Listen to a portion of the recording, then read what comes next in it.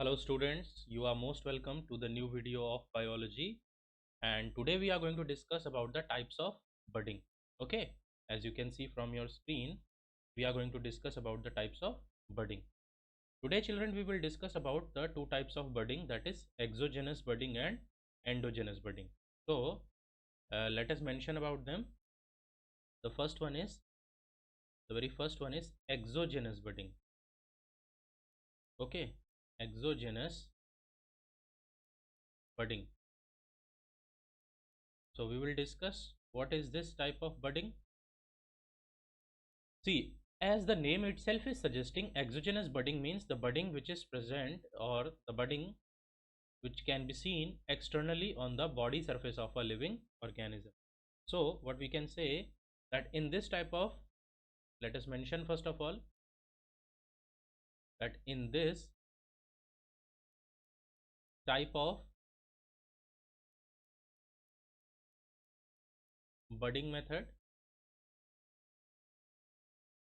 in this type of budding method,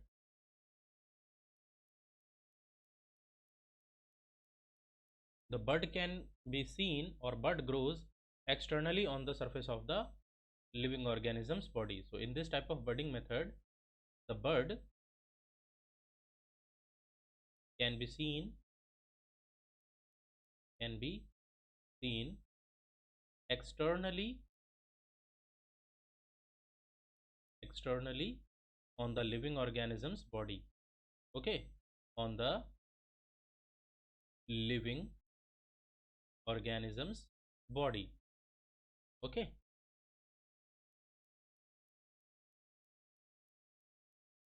body. And and after maturation,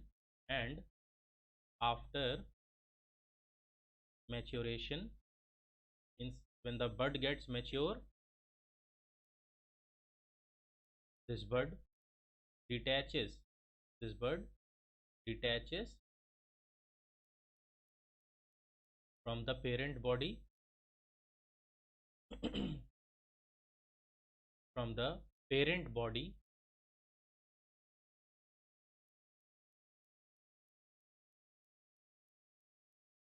and develops as a new individual and develops as a new individual.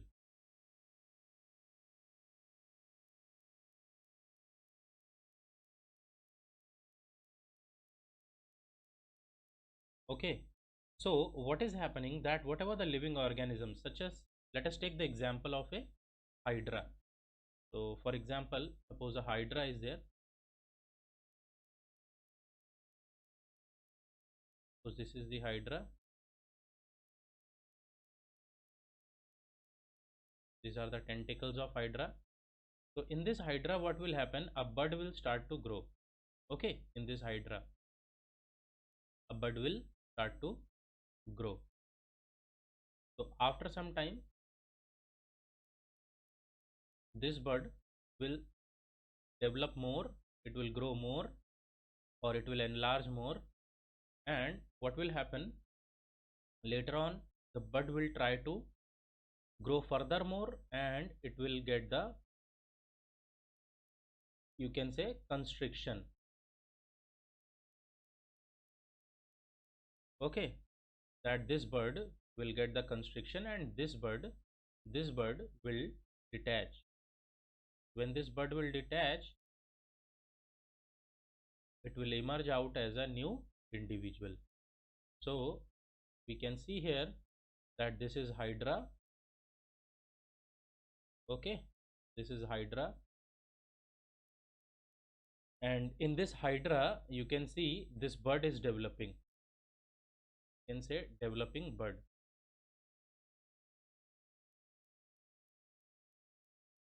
Next, what we can say, that mature bud detaches. Mature bud detaches, and this mature bud will detach, and it will be called as a new individual. So I hope it is getting clear into your mind that whatever the exogenous budding is there, that is also called as external budding. It is highly important in some of the living organisms. In this, the external surface of the body develops a bud which will further develop to get separated. So examples we can write over here. The very first example we can write is hydra, as you have seen in the diagram. Then we can say cycons are there. Okay, and some kind of the urochordates are there. Some urochordates are there.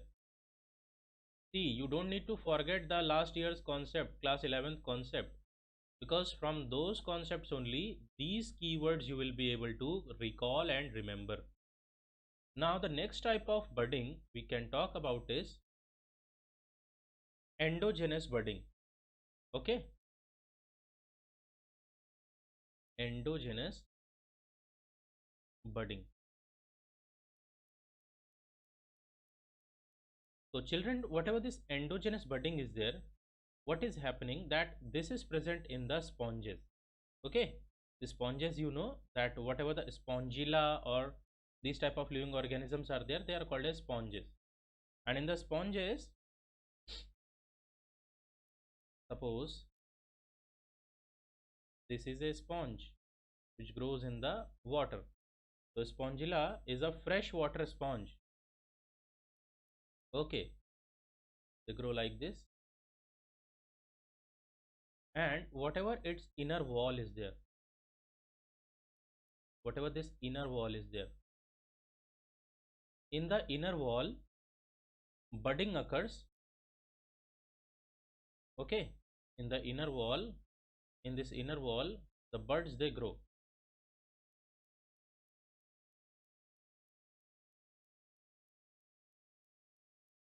In the inner wall, and these buds they grow, and within these buds what is happening, gamule formation occurs, that we will discuss in this section.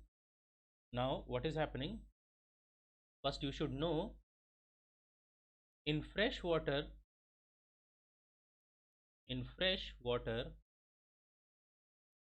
sponges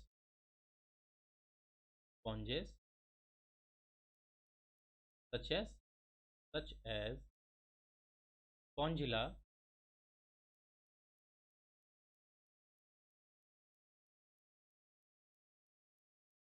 endogenous budding occurs. Endogenous budding occurs. Okay, so this is very very important. In the spongilla, that is the freshwater sponges, the endogenous budding occurs. Now what happens in these, see, in these buds, whatever the spongilla are there, or the sponges are there, in them the buds are formed, and these buds contain gamules. Okay, let us mention over here, the buds formed in such organisms. Which organisms? Sponges, that is spongilla, freshwater spongilla. Freshwater sponges are called as spongilla, and there are marine water sponges also. So the buds formed in sponges are called as gamule.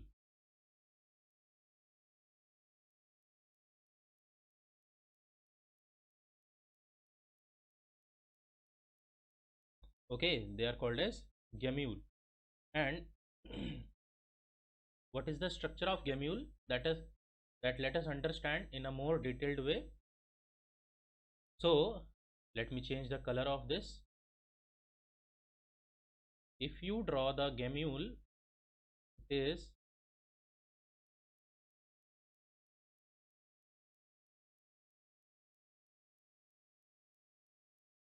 like this. Okay, it is gamule,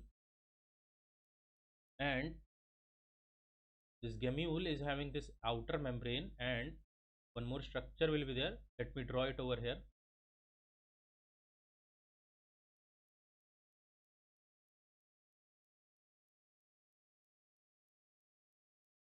You have to draw very carefully, children.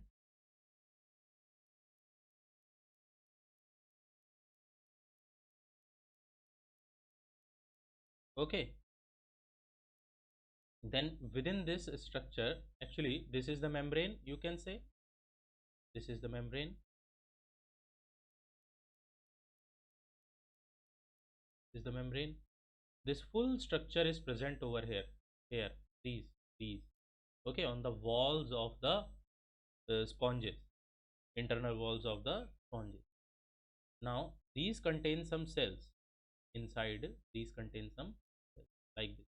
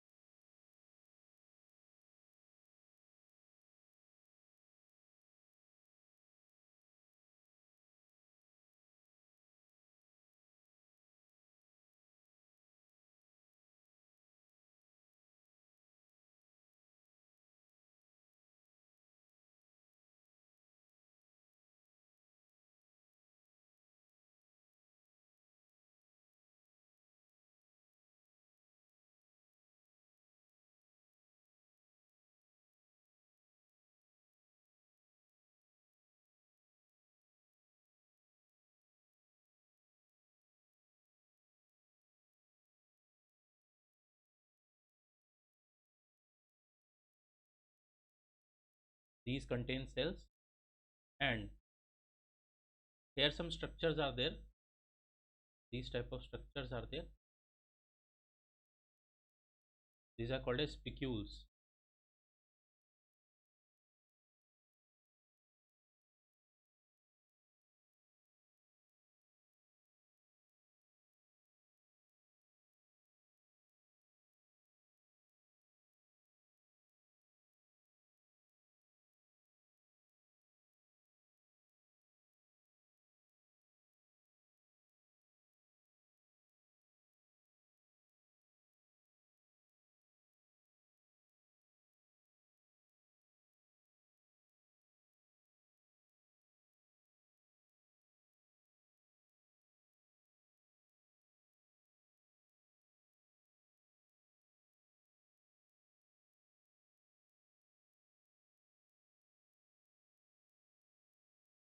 Okay, so these are spicules,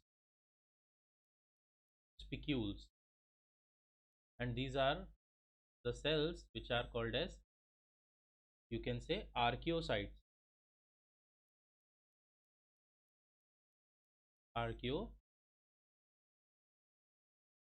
Let us correct this spelling over here. Archaeocytes. Okay, so internal these cells are called as archaeocytes, and these are spicules. This is the outer membrane. This is the membrane. These spicules, they can come out from this structure. From this structure, this structure is called as micropyle.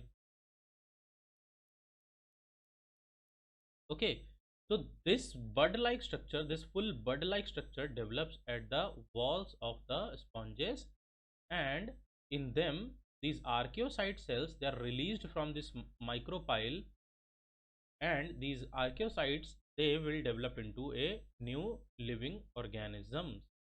They will develop as the sponges.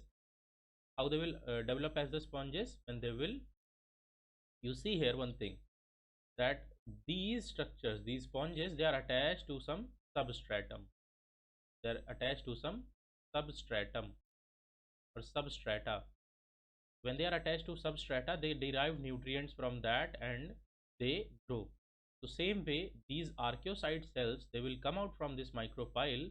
They will also get attached over here, and further they will develop into a new individual organism. So I hope it is clear to you, children. Okay, I hope it is clear to you. So we can mention over here that gammules are made up of we can say gamules are surrounded by a membrane. Gamules are surrounded by a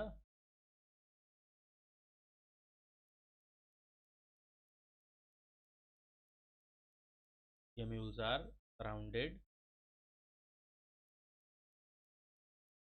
by a membrane. Okay,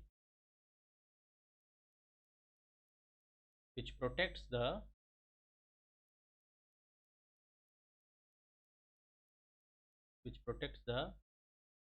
archaeocyte cells.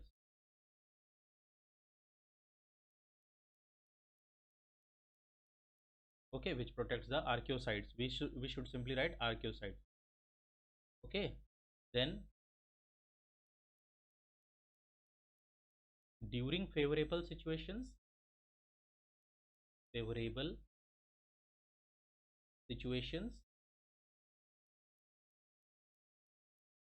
when the good situations come, during favorable situations, the archaeocytes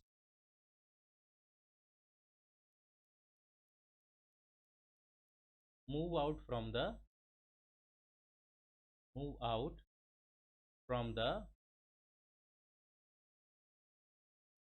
micropyle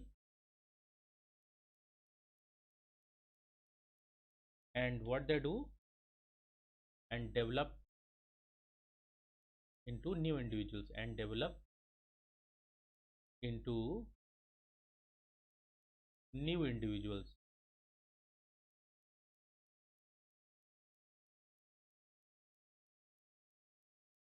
Okay, so what is happening, the overall process you have understood, that whatever this endogenous budding is there, it is present in the freshwater sponges. As you can see that these are the freshwater sponges. They are present in the freshwater and they are attached to some substratum. They, when they grow in their walls, these buds they develop. The buds in the sponges are called as gamule. So in, if you talk about the gamule, so gamule structures look like this.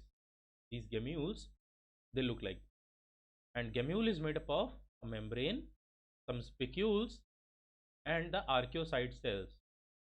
When the archaeocyte cells, they get the favorable situations, they come from the micropyle and they move out. They will also attach to some substratum. These archaeocytes, they will develop into some new individual. When they will, suppose this is an archaeocyte, it will get attached to the substratum and it will also develop into a new sponge like structure and form the sponges colony. So I hope it is clear to you, children. Next process is strobilation.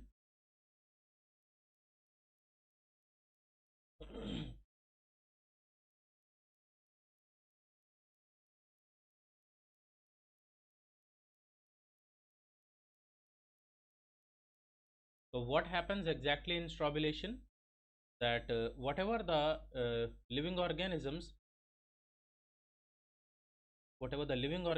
such as Tania or Aurelia. In Tania is actually what? Tania is a worm which is present in the intestine. It is also called as tapeworm. In Tania and Aurelia, okay, in Tania and Aurelia, strobilation occurs. Strobilation occurs. Now what you can see in Tania and Aurelia, strobilation occurs, but what happens that in these organisms, the segments are formed. What is happening in this process? In this process, I will show you with the help of diagram.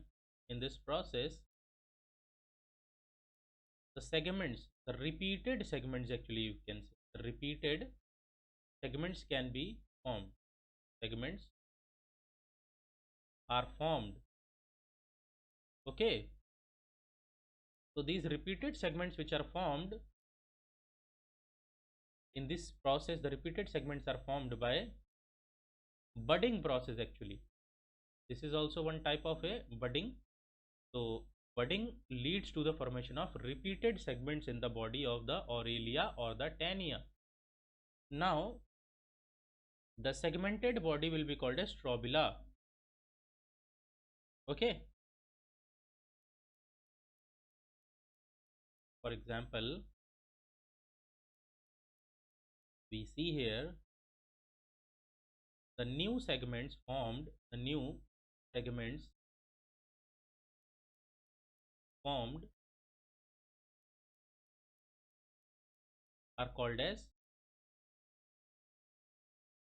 the new segments which will be formed are called as Ephyra larvae.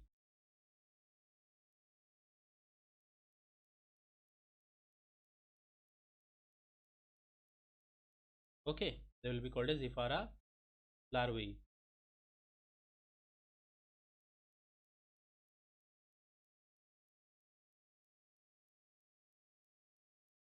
And whatever the segmented body is there, the full segmented body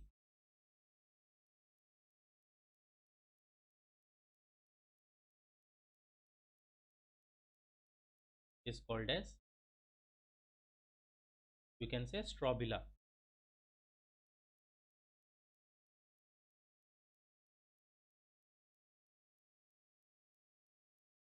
Are you getting?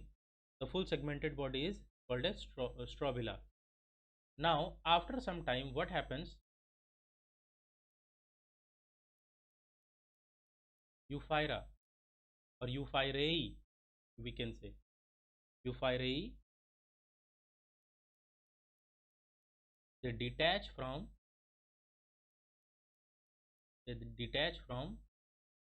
strobila. Okay, and later on they develop as a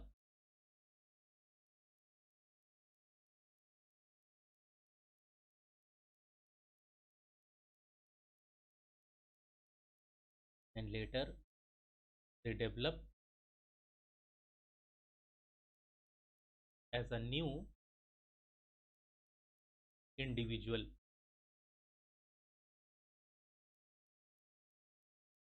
Okay children, so I hope it is clear to you. So dozens of Euphyrae are formed by this kind of the strobilation process. Okay, so it is further seen in the Aurelia or in the, you can say, Tania. Now with the help of diagram you understand. Okay, suppose if an Aurelia we draw, so if an Aurelia we draw, so this is an Aurelia and these are the tentacles of the Aurelia.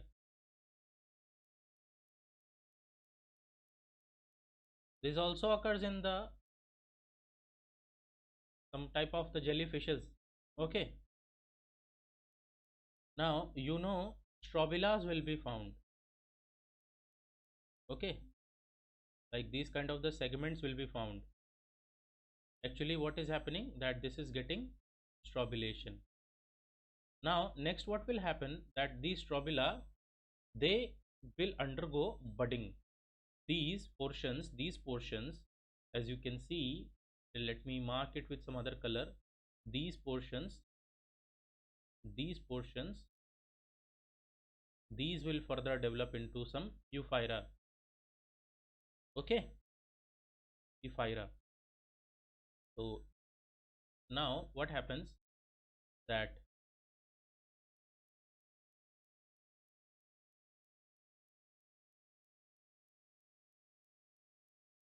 these portions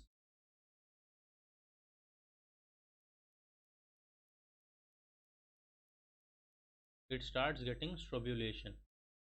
That means it starts forming its Euphyrae structure, Euphyrae larvae. Okay,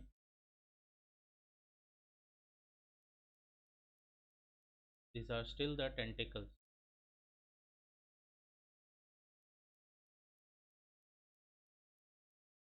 So after some time what happens, these portions these portions these portions, they detach like this, they detach.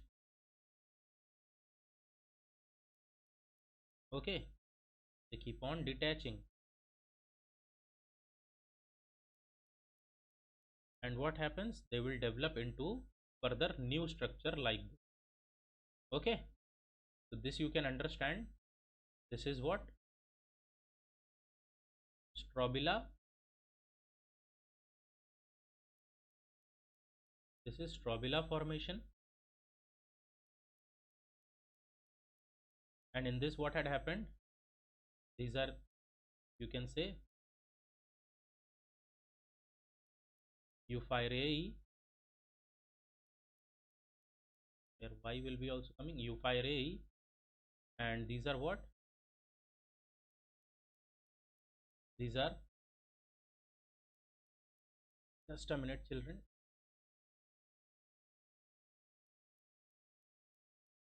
these are ephyrae, and this is detached ephyrae, detached ephyrae. Okay, so this ephyrae, they will further develop into new, you can say, aurelia. Okay, so I hope these concepts are clear to you. These concepts are clear to you related to the types of budding in the living organisms, which is the part of asexual reproduction. So take care children. Thank you.